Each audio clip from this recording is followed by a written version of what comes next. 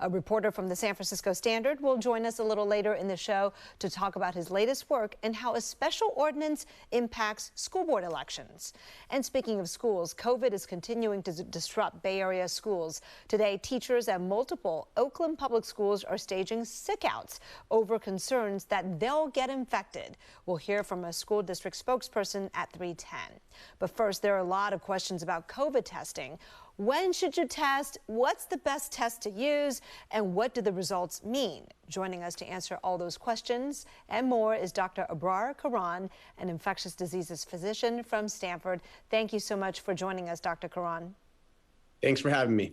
I really want to drill down on tests today because people have so many questions. Look, in an ideal world, we'd have free tests, easily accessible and available to all. That's not the case. We've seen long lines, a run on home test kits. So let's really address, when is it really needed? When you should test? Like, which situations really warrant testing? Yeah, that's a really important question. And that's particularly important right now when we actually have a shortage of tests where it's hard to go get a test from CVS. And if you need to get tested, you're waiting in a long line. I'd say it's particularly important if you're somebody who's high risk, who is concerned that you may have COVID, you may have an exposure, you may have symptoms, and you think maybe you need to even possibly be evaluated by a physician if you have low oxygen levels. If you're not in any of those categories and you feel like you're having some symptoms, but you're at low risk, you've been fully vaccinated and boosted, and you're not able to get a test, the best thing you could do in that situation is to begin quarantine and sort of just try to prevent ongoing transmission. And it's unfortunate. I think part of the reason because we have to think this way is because it is so hard to get tested, and it's really putting a strain on our healthcare capacity in many places. So I'd say that if you're not really somebody that's at very high risk and you think you're going to be really sick from this, you can assume that your symptoms that sound like COVID are more likely COVID than something else at this point. And so I'd say that's one place to start. What if I just have the sniffles, like a little runny nose or maybe, a slight cough? I mean, the thing about Omicron is it seems like a lot of people are reporting symptoms similar to cold symptoms. So, when do I feel like I really should get a test? Yeah, I mean, I think that the safest thing to do is assume that any sort of new, sniffles or sore throat or cough or anything even mild like that should be considered Omicron until proven otherwise. Okay. And proving it otherwise is tough because your antigen test can actually be negative early on in the disease course, whereas your PCR tests are far more sensitive. So if your PCR test is negative, then at that point in time, you don't have Omicron. And, if you get tested again later, that could be different. Okay. So most of us get that antigen is, you need a bigger viral load to pick it up, right? PCR more sensitive, but many of us don't know which one should opt for. And maybe certain situations call for PCR more and certain situations call for an antigen, the home test more. So kind of walk us through which test is most useful in which situation. Yeah, definitely. And I think it all depends on which perspective you're looking at this from. So if you're looking at this from a public health perspective to stop transmission, break transmission chains, the antigen test is very useful because you can take it at home. If it's positive, it likely could be telling you that you have a high viral load, that you could become a super spreader if you were to go out and do something. And we really want to break off those chains of transmission. Now, let's just think about this. It's so important. Imagine if you were really infectious, you didn't know it, you went to some social gathering, you infect tons of people. Those people then go on to infect tons more people. But if you had an antigen test you can quickly use, it's positive, and you're saying, wait a minute, now I might be very contagious at this point, you can avoid all that from happening. And so from a public health perspective, that's really important. And in the Journal of American Medical Association just recently, they published that there's not too many false positive results actually with the antigen test, which is also reassuring in that way. Now, you could have false negatives. False negatives are basically saying, well, it's negative, but that doesn't mean that you don't have SARS-CoV-2 building up in your body, which is actually why serial testing is most important. There are many studies now showing that if you test somebody for 4 or 5 days since exposure, you're much more likely to pick it up than if you just did it one time after exposure.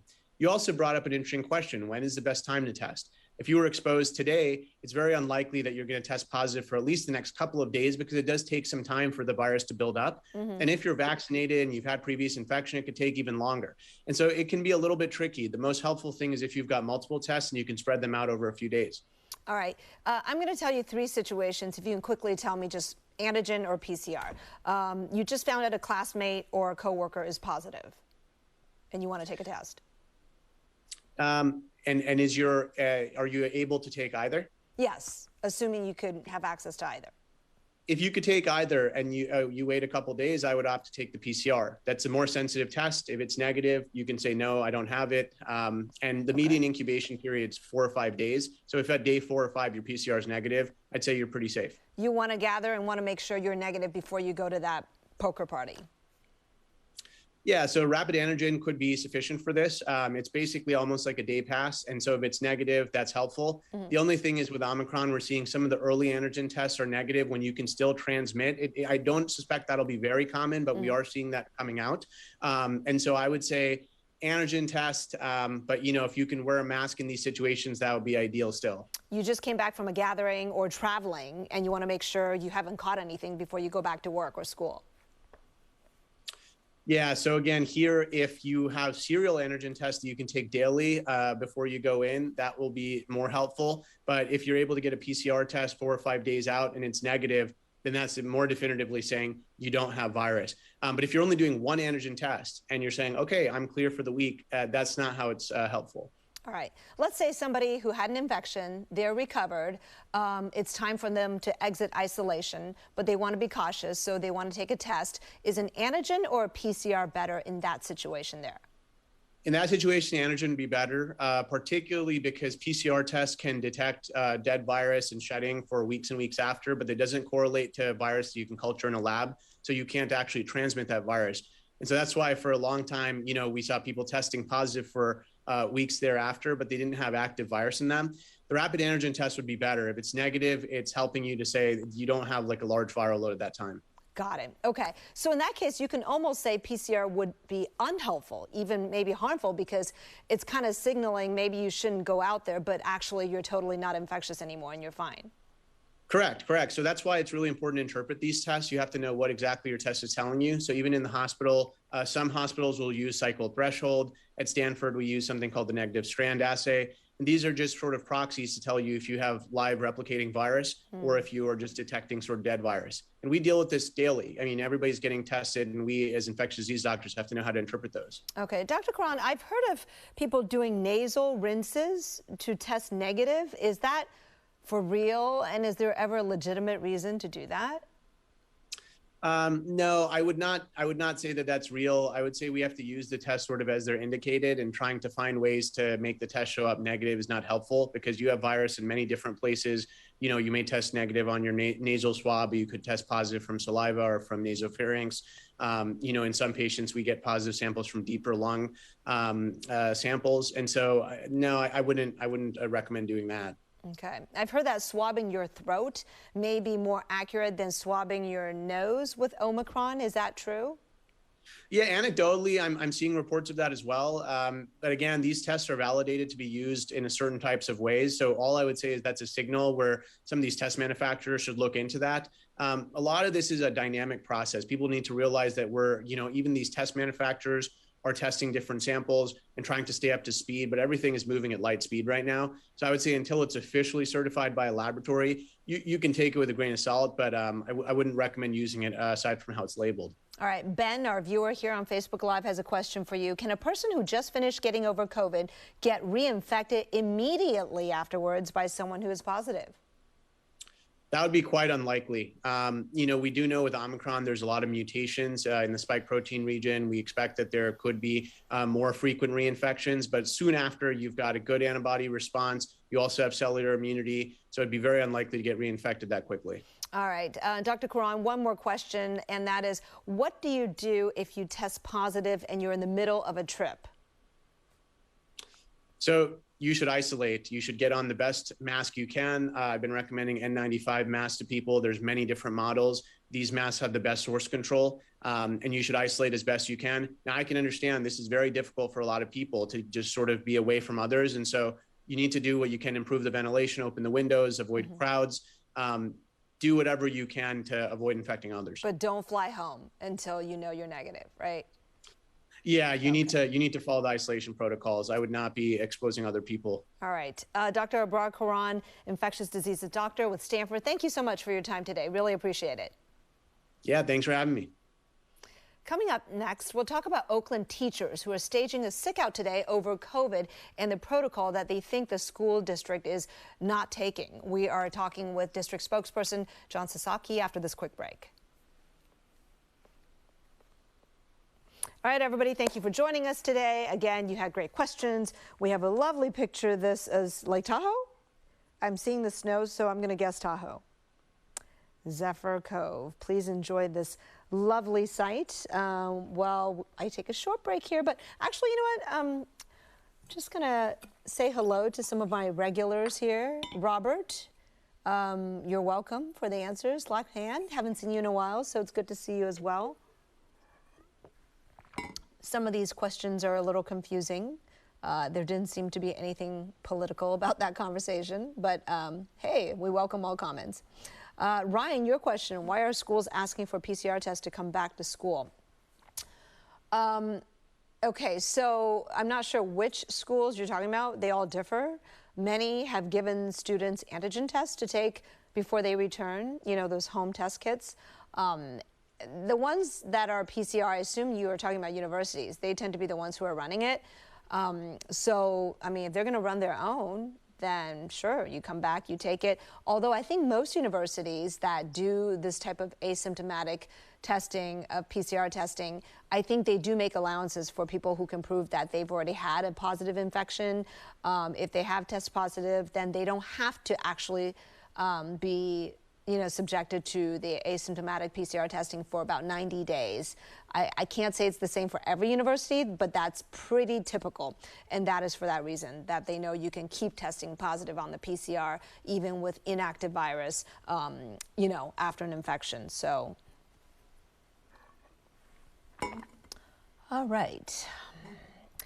Carrie, I'm seeing what your granddaughter's school did, that pool test. That makes a lot of sense. From a logistical, financial standpoint, and then if someone shows positive, then everybody does the more detailed testing. That's actually pretty smart. So maybe other school districts can look into that.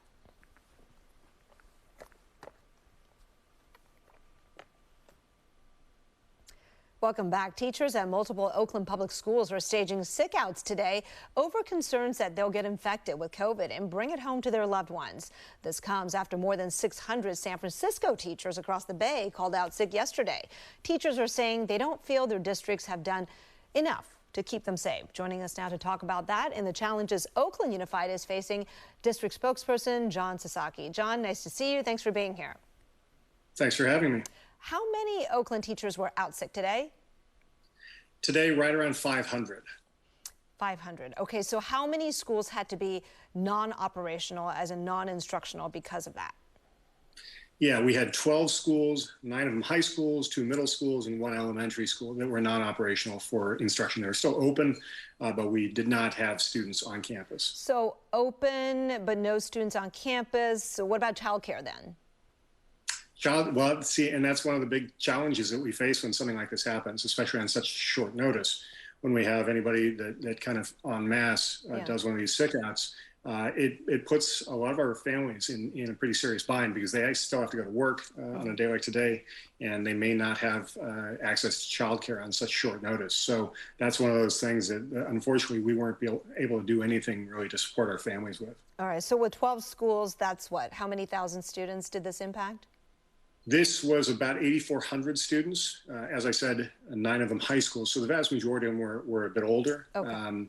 And 2 of the schools were middle schools. So, we're talking 12 and up, really. And so hopefully most of those kids were fairly self-sufficient. But one of the big things that we say about this is the reason that this is unauthorized, the reason we don't want this to happen is that, if we're talking about the safety of kids, this isn't helping. This is, when we have them in school, we have them in controlled environments where everybody's wearing masks. A lot of people, if not most people, are vaccinated. And we have all the PPE and the air purification, et cetera, in place.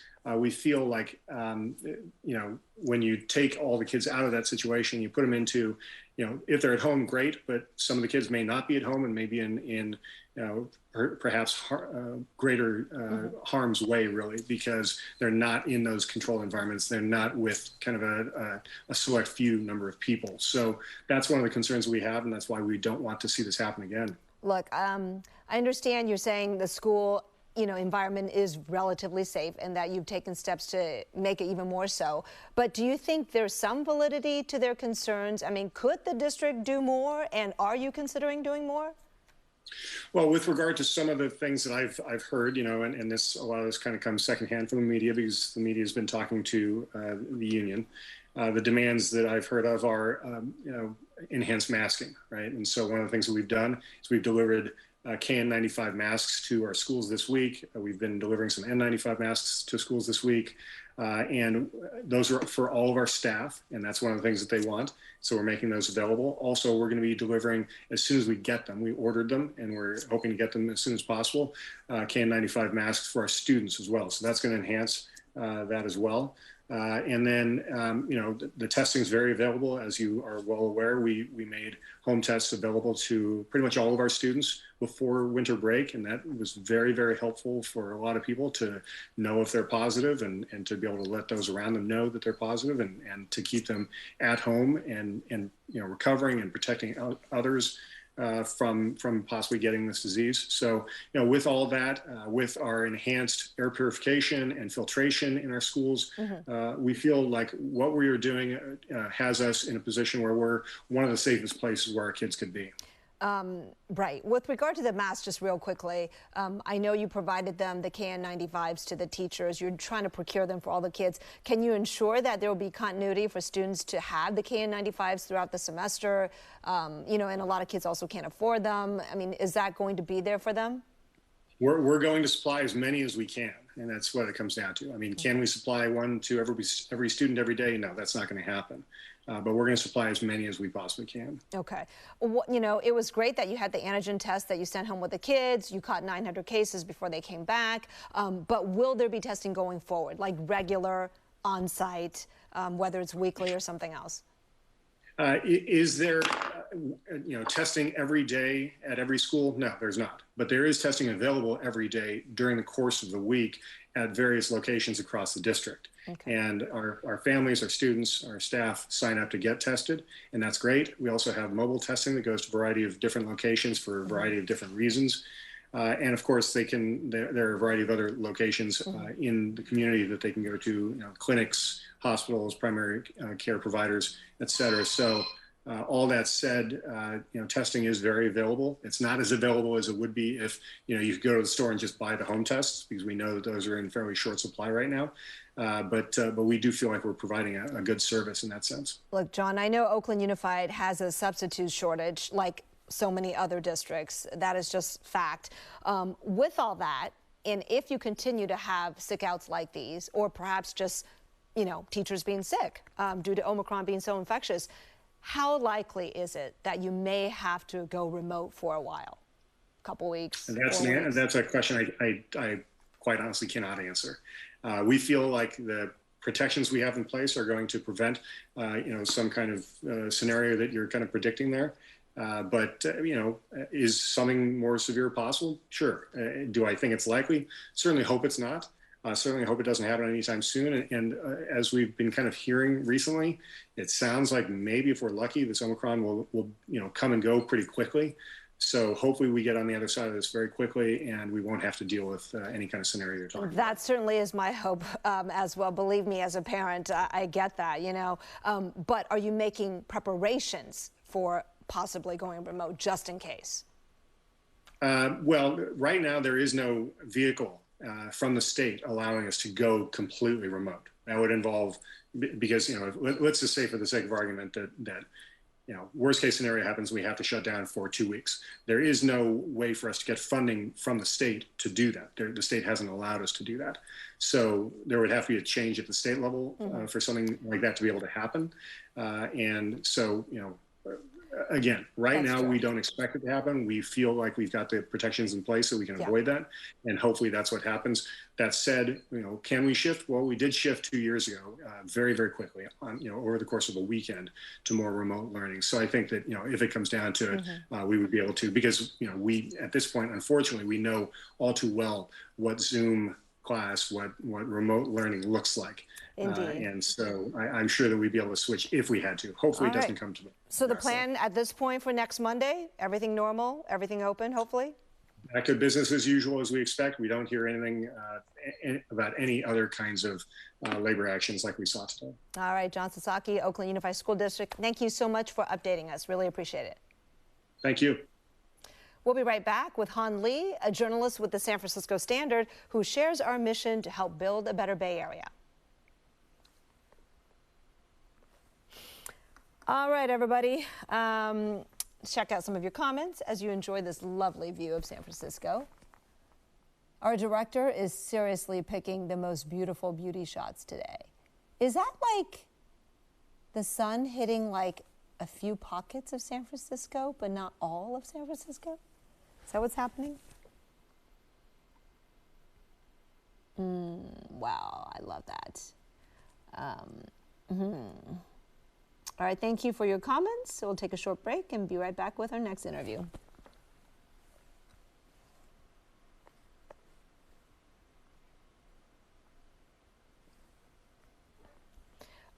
Okay, so let's turn off the mic. Goodbye.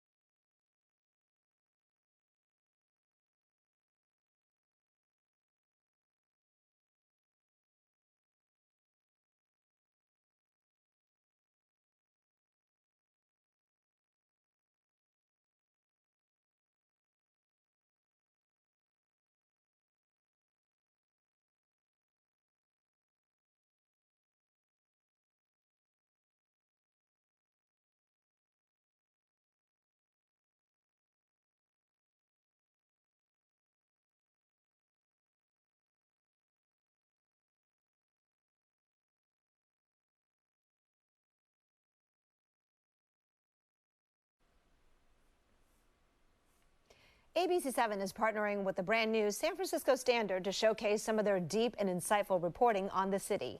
Our news organizations share the mission of building a better Bay Area, and one important piece of that is to tell the stories, the successes and struggles of all our diverse communities. Today we're focusing on the San Francisco School Board recall election, and San Francisco Standard reporter Han Lee, who covers hyper-local issues important to the Asian American community, joins us. Hi, Han. Happy New Year. Thanks for joining us. Hi, Christine. Glad to be here again. Yeah, I saw your latest article in the San Francisco Standard, and it's about the Chinese American community's involvement, especially in the San Francisco School Board recall election. Now, traditionally, getting that segment of the population engaged in elections has been a challenge, but not so with this recall coming up, according to your latest article, right? There's so much interest. Why do you think that is?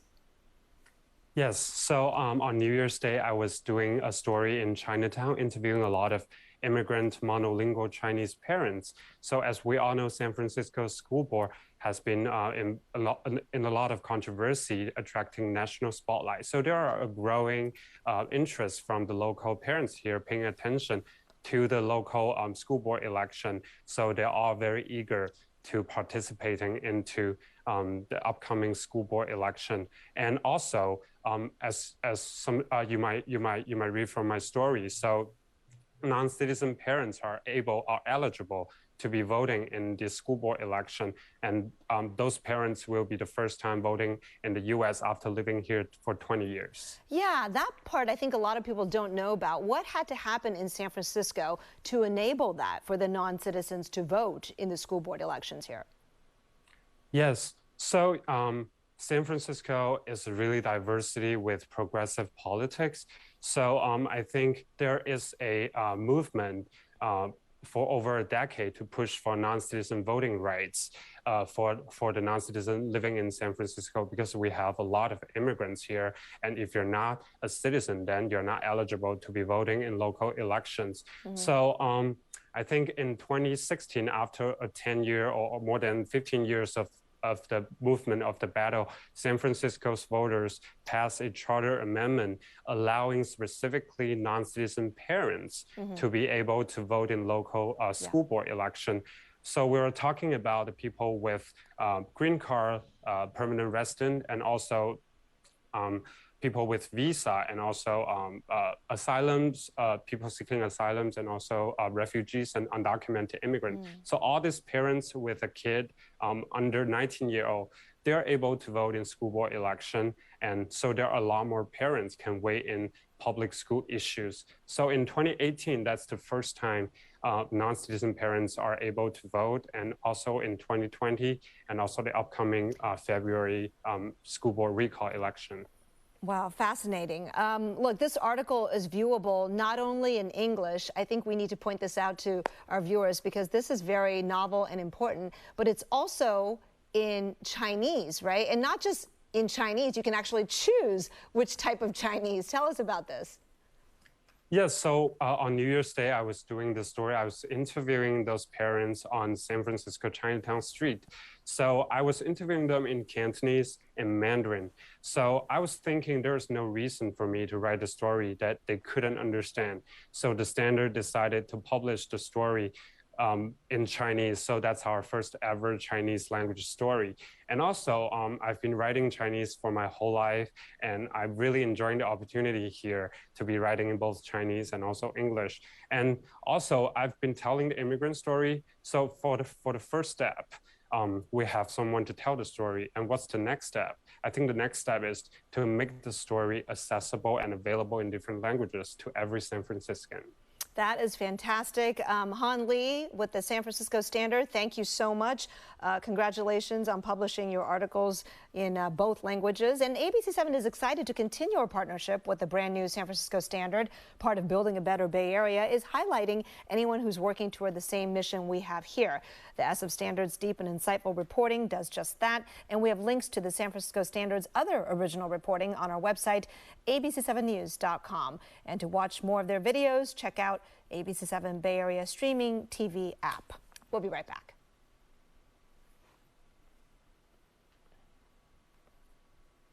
Han, are you still there?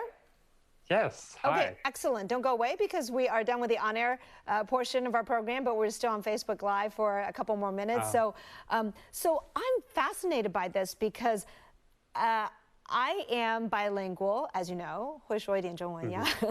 But I have to kind of translate. Like I would have to write it out in English and try to translate into Chinese. Are you natively writing the article in both languages, or are you writing in Chinese and translating into English, or writing in English and translating into Chinese? What's your process? So for now, I think at the Standard, I will start with writing in English. And also, I think sometimes it's not about translating, it's like a rewrite, because when the story in different languages, so the culture, the context might be different. So for me now, I will write in English first, but also rewrite it in Chinese to make it more culturally understandable to the community here, yeah. That is so much better. Anyone who's ever copied a whole document and dumped it into Google Translate knows exactly what you're talking about and why that's important. So also you have it in simplified Chinese and traditional Chinese, right? Yes. Yeah, I mean, yes. I think that's so cool. If we can just show our viewers again, because here's the history for folks who don't know it. Simplified Chinese is used in China. That's what we're seeing here, right, Han? Yes, so I think on our webpage at the upper right corner, you can choose your preferred language, and there's English, simplified Chinese 简体中文, and the traditional Chinese 繁体中文. Right, yeah. Which is used in Taiwan, the traditional Chinese. Great, this makes it so much more accessible to everyone, and fantastic. Han Lee, thank you so much. Once again, you can find his articles on the San Francisco Standard's website. All right, see you later. See you, thank you.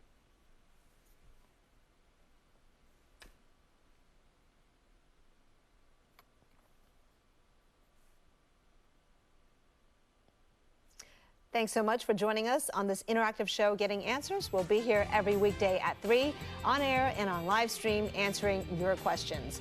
World News Tonight is coming up next, and I'll see you back here at 4 o'clock. Have a great weekend.